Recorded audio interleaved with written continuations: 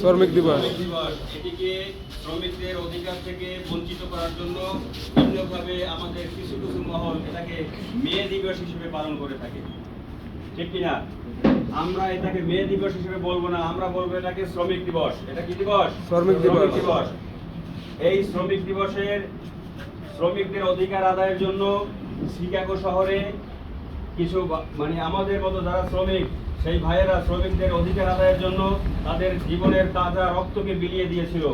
এই তাদেরকে স্বীকৃতি না দেওয়ার জন্য তারা মে দিবস হিসেবে এটাকে পালন করে আসছিল, কিন্তু আমরা এই মে দিবস নয়, আমরা এটাকে শ্রমিক দিবস হিসেবে দেখতে চাই।